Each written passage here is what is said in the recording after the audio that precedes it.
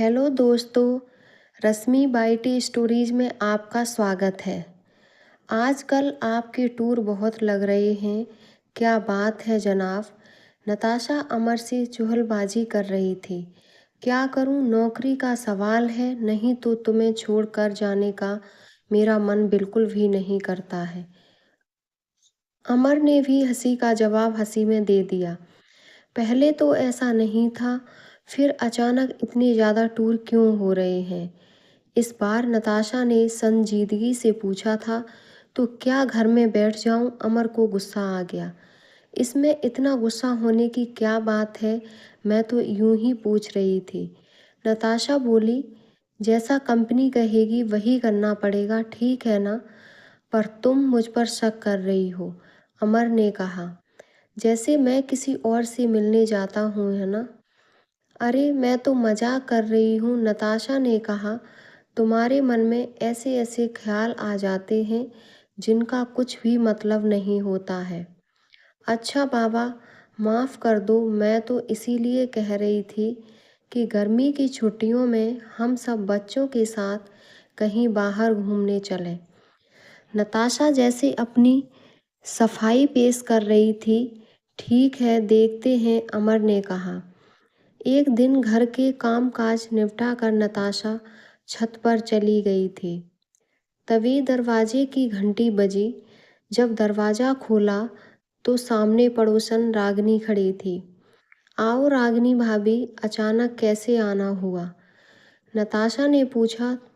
तुम्हें पता है नताशा कि आजकल कॉलोनी में क्या हो रहा है? ऐसा क्या हो रहा है जो मुझे नहीं पता? अरे पिछले कई दिनों से एक पगली इस कॉलोनी में आई हुई है और सब बच्चे उसे छेड़ते रहते हैं। हाँ, मैंने भी उसे देखा है, पर बच्चों को ऐसा नहीं करना चाहिए। अभी वे दोनों बातें कर ही रही थीं कि बाहर बहुत शोर सुनाई दिया। दोनों घर के बाहर आ गईं। नताशा ने देखा कि एक लड़की भाग रही थी और कुछ बच्चे उसके पीछे भाग रहे थे। नताशा ने उन बच्चों को डांट लगाई और उसे अपने साथ घर में ले आई। अंदर आते ही वह लड़की बेहोश हो गई। नताशा ने उसके चेहरे पर पानी के छींटे मारे। होश में आने पर वह नताशा से लिपटकर रोने लगी।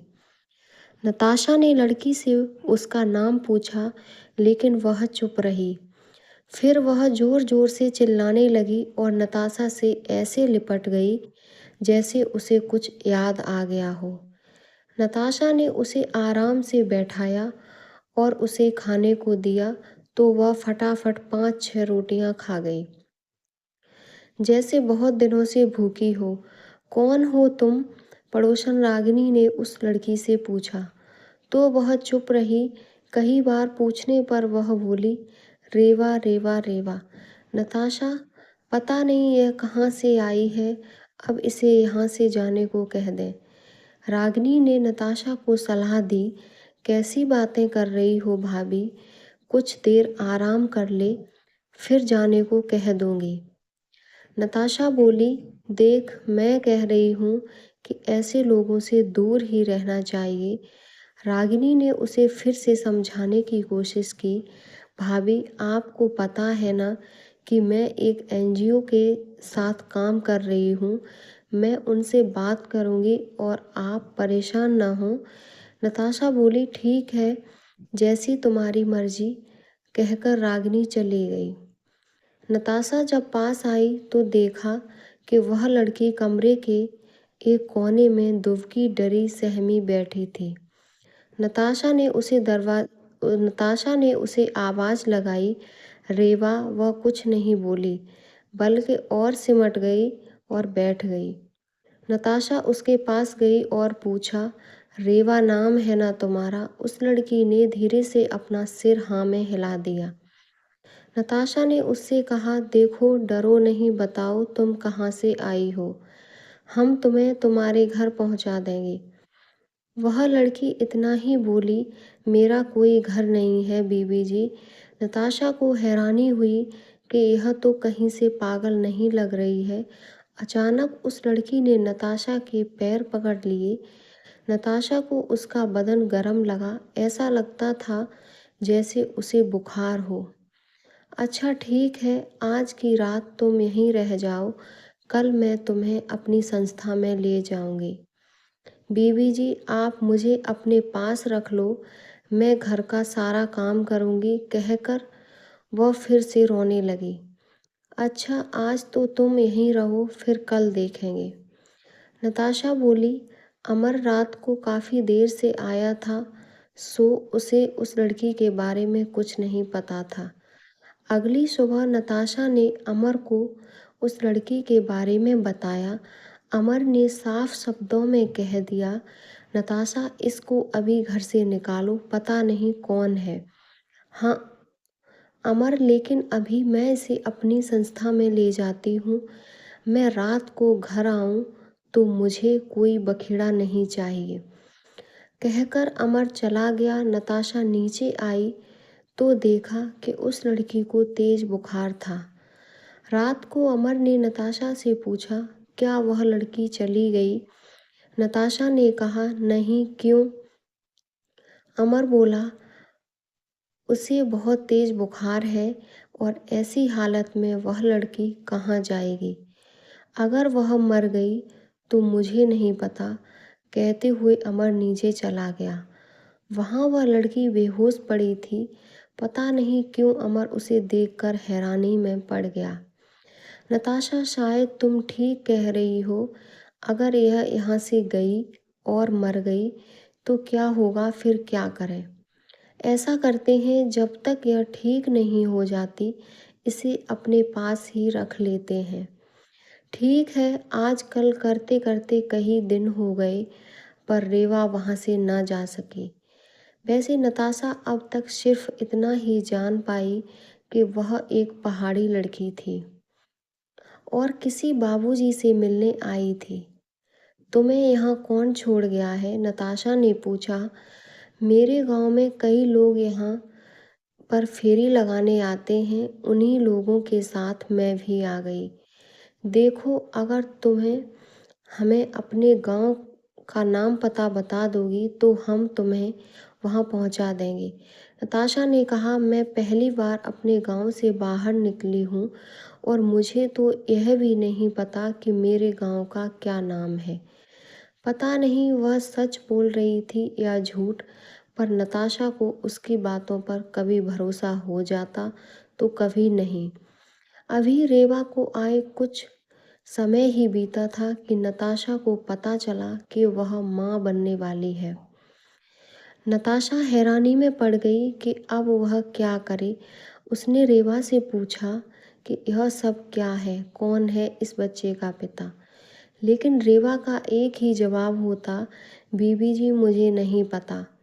शायद पागलपन के दौरे में मेरा किसी ने फ़ायदा उठा लिया होगा। तू याद करने की कोशिश तो कर, शायद याद आ जाए।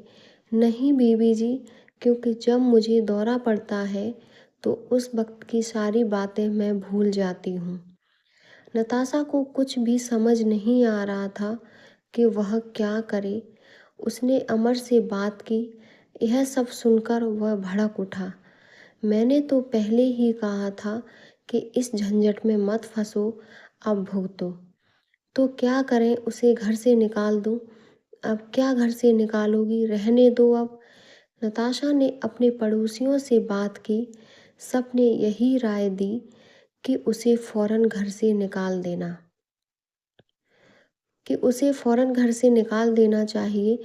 पर नताशा रेवा को वहाँ से जाने के लिए एक भी बार नहीं कह पाई। रेवा के माँ बनने का समय भी आ गया था। नताशा अब तक एक बड़ी बहन की तरह रेवा की देखभाल कर रही थी। रेवा को एक बहुत ही प्यारा बेटा हुआ। उस बच्चे को देखकर नताशा को अपने बच्चों के बचपन याद आ गए। ठीक होने के बाद रेवा ने फिर से घर के काम करने शुरू कर दिए थे। सब कुछ ठीक चल रहा था कि अचानक एक दिन सुबह नताशा ने देखा कि रसोई बिखरी पड़ी है।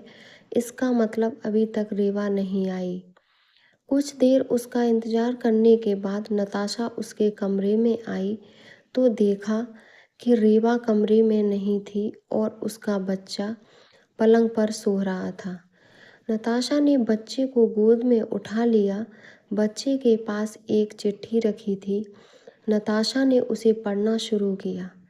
दीदी, मैं पागल नहीं हूँ, लेकिन मुझे पागल बनना पड़ा, क्योंकि अगर मैं ऐसा नहीं करती तो आप मुझे अपने घर में नहीं रखते। मैं बहुत गरीब घर से हूँ। कुछ समय पहले अमर साहब मेरे गांव आए थे। उन्होंने मुझे एक अच्छी ज़िंदगी के सपने दिखाए, लेकिन बदले में आपने जान ही लिया होगा कि मैंने कितनी बड़ी कीमत चुकाई। दीदी, मैंने ही साहब को मजबूर किया था कि अगर वे मुझे अपने घर में नहीं रहने देंगे तो मैं आपको सब कुछ सच बता दूंगी। साहब जैसे भी हैं, लेकिन वह अपना घर नहीं तोड़ना चाहते हैं। अगर मैं चाहती तो आपके घर रह सकती थी, लेकिन मैं जानती हूँ कि सच को ज़्यादा दिनों तक नहीं छुपाया जा सकता। दीदी, आप इतनी अच्छी हैं कि कभी कभी मुझे लगता था कि मैं आपके साथ बेईमानी कर रही हूँ, लेकिन इस बच्चे की वजह से चुप कर जाती। दीदी, अब यह आपका बच्चा है, आप जैसे चाहें इसकी परवरिश कर सकती हैं। मैंने साहब को माफ़ कर दिया है, आप भी उनको माफ़ कर दें। नताशा चिट्ठी पढ़कर मानो आसमान से नीचे गिर पड़ी। इतना बड़ा धोखा, इतना बड़ा गुनाह, उसकी आंखों के सामने सब कुछ होता रहा और उसे पता भी नहीं चला। उसने कभी भी अमर और रेवा को एक साथ नहीं देखा था और न ही दोनों को कभी बातें करते सुना था। तो फिर कब नताशा को लगा कि कमरे की दीवारें चीख चीख कर कह रही हैं कि नताशा पगली वह नहीं, तू थी, जो अपने पति और एक अनजान लड़की पर भरोसा कर बैठी। पगली पगली पगली। अगर आपको हमारी वीडियो पसंद आई हो तो please like, subscribe, share and comment करें।